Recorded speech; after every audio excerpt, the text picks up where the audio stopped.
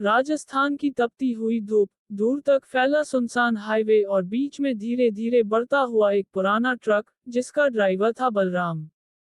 बलराम पेशे से truck driver था और पिछले 20 सालों से लंबी लंबी यात्राएं करता आ रहा था।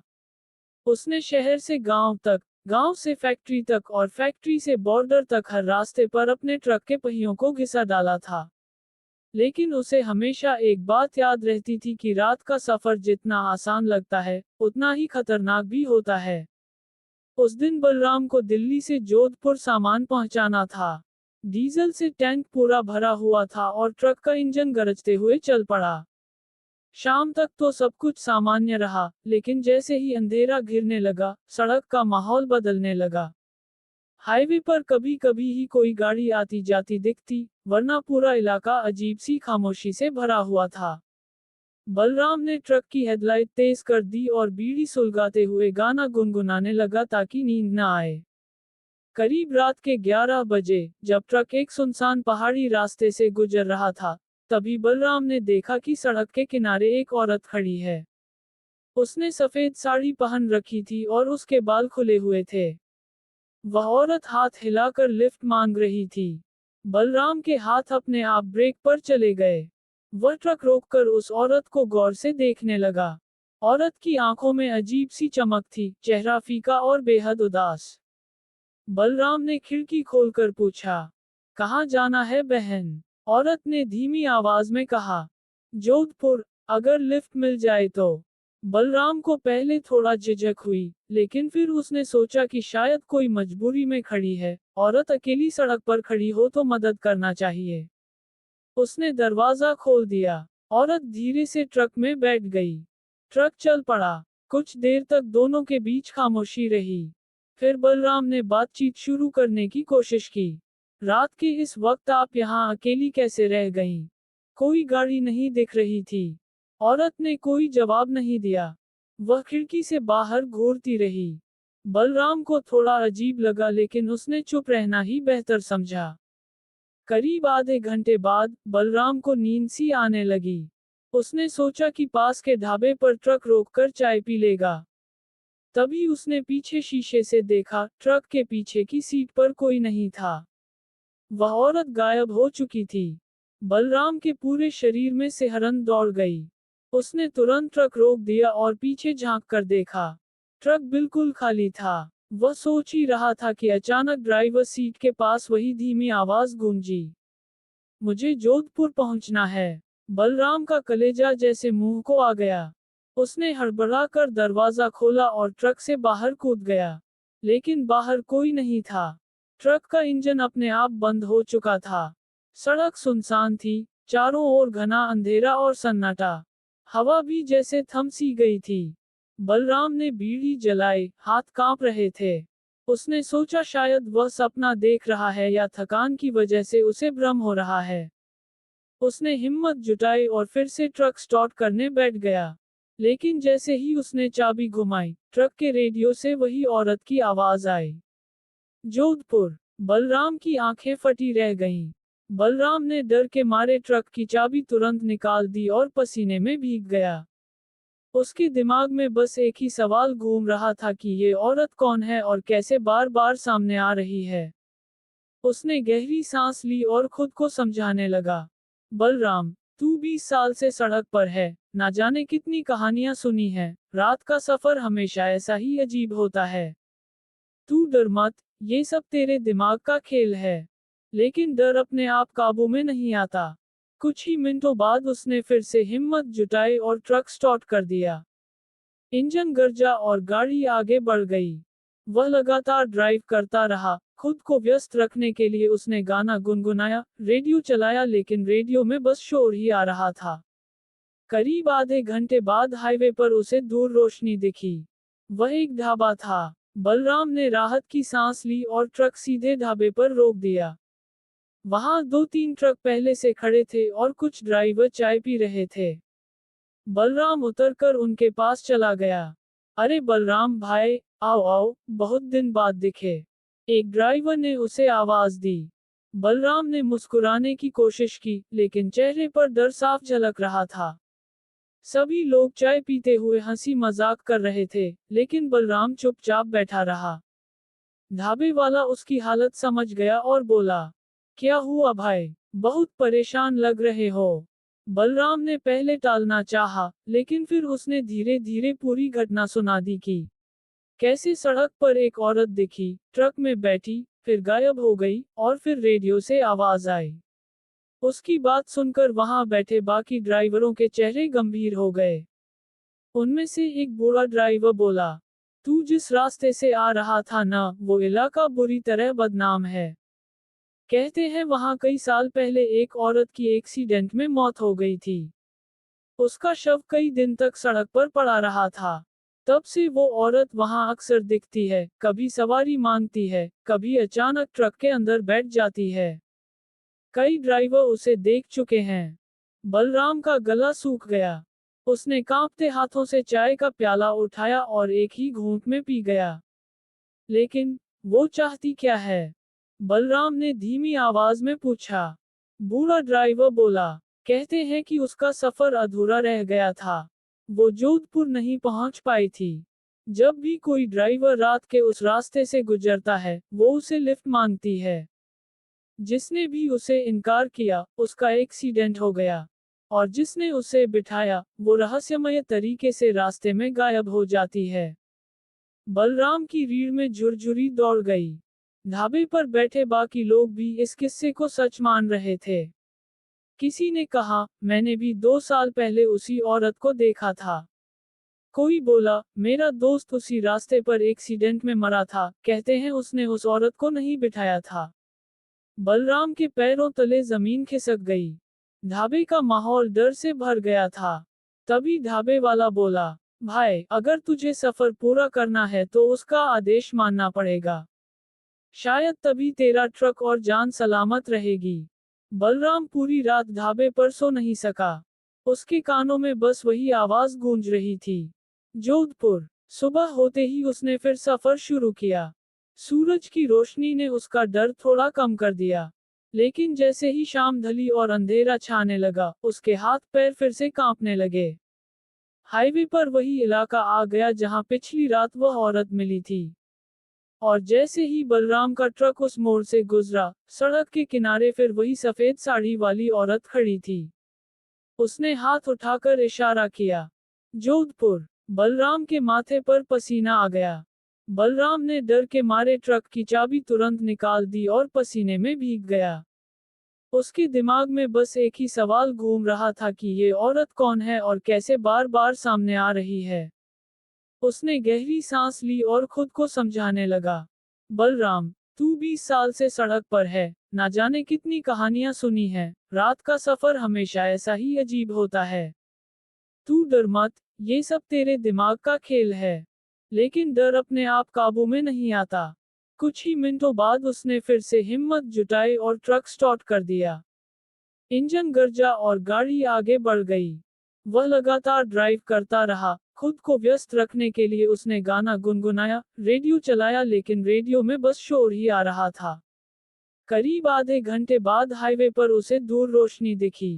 वह एक ढाबा था। बलराम ने राहत की सांस ली और ट्रक सीधे ढाबे पर रोक दिया।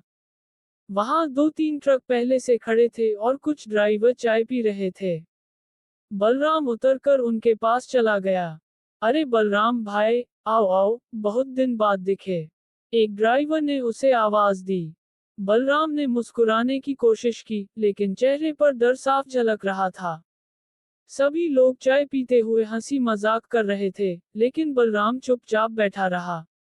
ढाबे वाला उसकी हालत समझ गया और बोला, क्या हुआ भाई, बहुत परेशान लग रहे हो। बलराम ने पहले टालना चाहा, लेकिन फिर उसने धीरे धीरे पूरी घटना सुना दी कि कैसे सड़क पर एक औरत दिखी, ट्रक में बैठी, फिर गायब हो गई, और फिर रेडियो से आवाज आई। उसकी बात सुनकर वहां बैठे बाकी ड्राइवरों के चेहरे गंभीर हो गए। उनमें से एक बूढ़ा ड्राइवर बोला, तू जिस रास्ते से आ रहा था ना, वो इलाका बुरी तरह बदनाम है। कहते हैं वहां कई साल पहले एक औरत की एक्सीडेंट में मौत हो गई थी। उसका शव कई दिन तक सड़क पर पड़ा रहा था। तब से वो औरत वहां अक्सर दिखती है, कभी सवारी मांगती है, कभी अचानक ट्रक के अंदर बैठ जाती है। कई ड्राइवर उसे देख चुके हैं। बलराम का गला सूख गया। उसने कांपते हाथों से चाय का प्याला उठाया और एक ही घूंट में पी गया।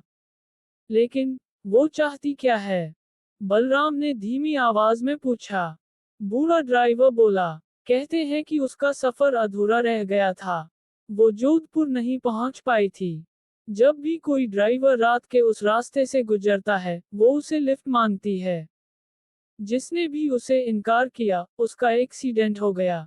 और जिसने उसे बिठाया, वो रहस्यमय तरीके से रास्ते में गायब हो जाती है। बलराम की रीढ़ में झुरझुरी दौड़ गई।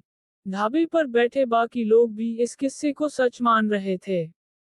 किसी ने कहा, मैंने भी 2 साल पहले उसी औरत को देखा था।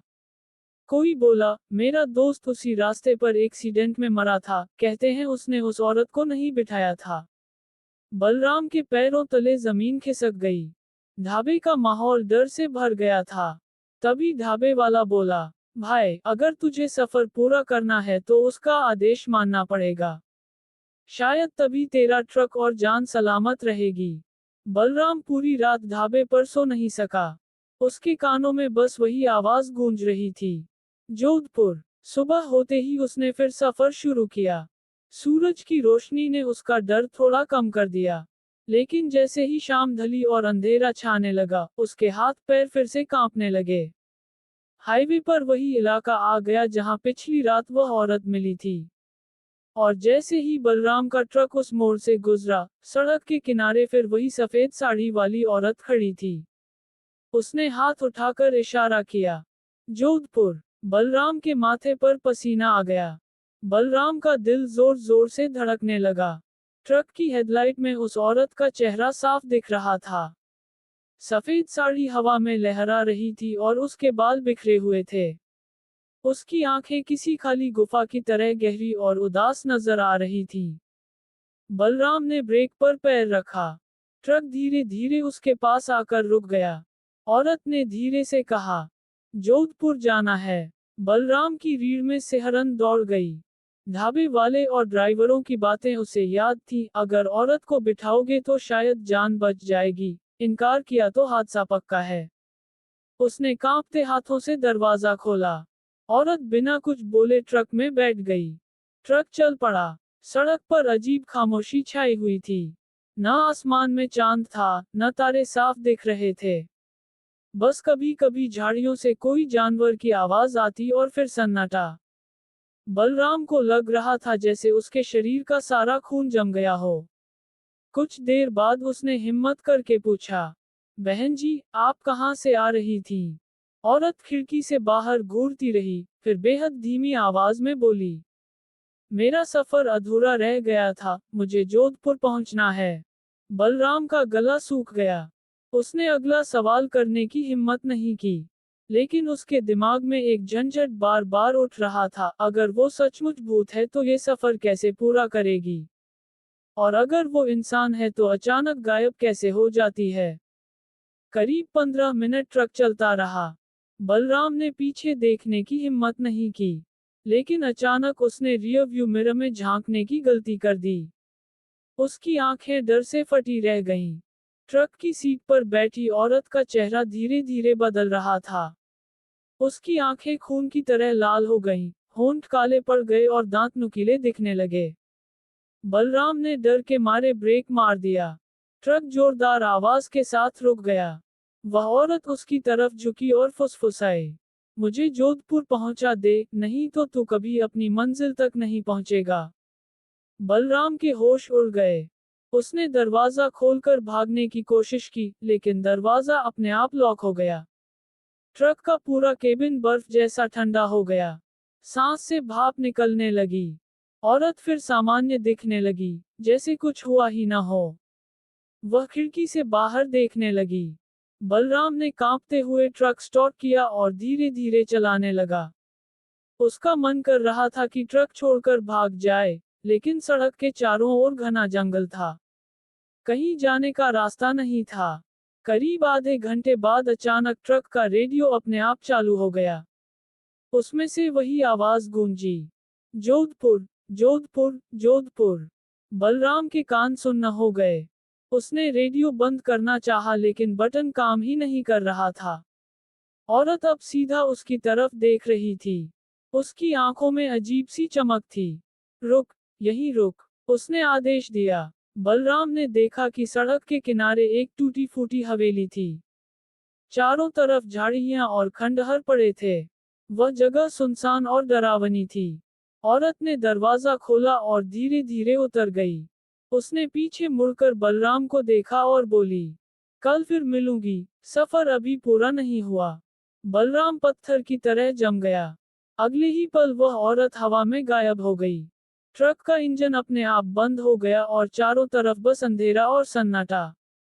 बलराम पूरे शरीर में कांप रहा था। उसने ट्रक का दरवाजा खोला और बाहर उतरकर चारों ओर देखा। सड़क सुनसान थी, पेड़ों पर कौवे कांव कांव कर रहे थे और टूटी हवेली अंधेरे में किसी डरावनी परछाई की तरह खड़ी थी। उसकी सांसें तेज हो गईं। उसने खुद को संभालते हुए ट्रक फिर से स्टार्ट करने की कोशिश की, लेकिन इंजन किसी हाल में चालू नहीं हुआ। बार बार चाबी घुमाने पर भी ट्रक खामोश पड़ा रहा। बलराम ने सोचा, अब मैं यहाँ क्या करूं?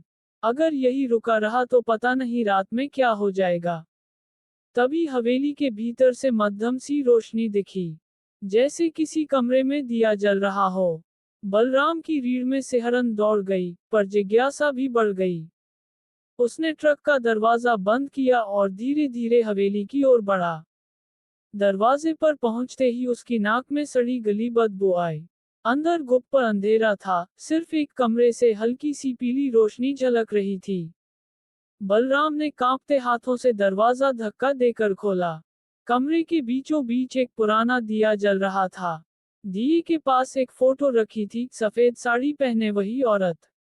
तस्वीर के नीचे नाम लिखा था, सविता देवी, मृत्यु 1995। बलराम की सांसें थम गईं। ये वही है, तो ये तो सचमुच मर चुकी है। अचानक पीछे से कदमों की आहट सुनाई दी। बलराम ने मुड़कर देखा, वही औरत दरवाजे पर खड़ी थी। उसकी आंखें अब बिल्कुल लाल थीं और चेहरे पर डरावनी मुस्कान थी। मैंने कहा था न, सफर अधूरा है, उसने फुसफुसाते हुए कहा। बलराम ने डर के मारे दीवार पकड़ ली। उसके पैरों में जैसे जान ही नहीं बची थी। औरत धीरे धीरे उसकी तरफ बढ़ी। मुझे जोधपुर पहुंचाना ही पड़ेगा, वरना तू हमेशा यहीं फंसा रहेगा। बलराम कांपती आवाज में बोला, तुम मुझसे क्या चाहती हो? औरत चीख पड़ी, मेरा खून से सना सफर पूरा करो। इतना कहते ही दिए की लौ तेज हो गई और कमरे की चारों दीवारों पर परछाइयां नाचने लगीं। बलराम का सिर चकराने लगा। उसे लगा जैसे पूरा कमरा घूम रहा है। अचानक दीवार से खून टपकने लगा।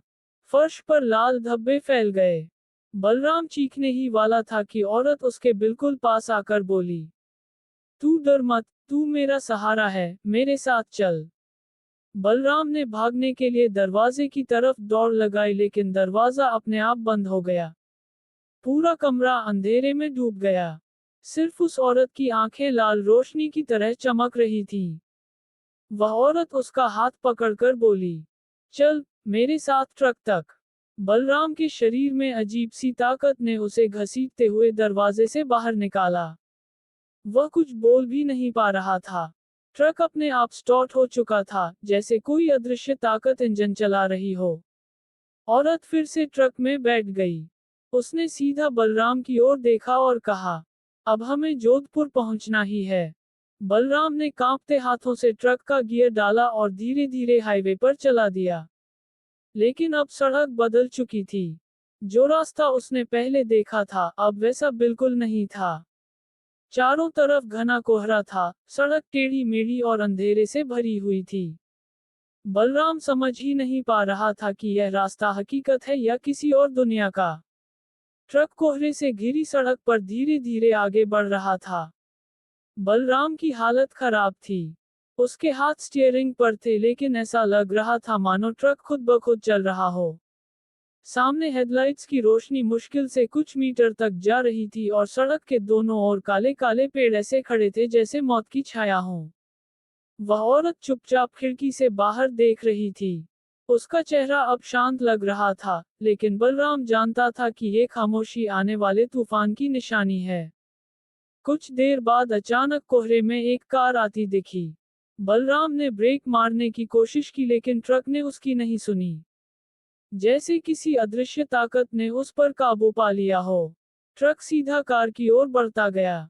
बलराम ने जोर से चिल्लाया, हे भगवान! लेकिन जैसे ही टक्कर होने वाली थी, कार अचानक हवा में गायब हो गई।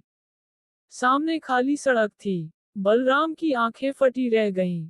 उसने कांपते हाथों से स्टीयरिंग पकड़ा और बुदबुदाया, ये सब माया है, सब छलावा है।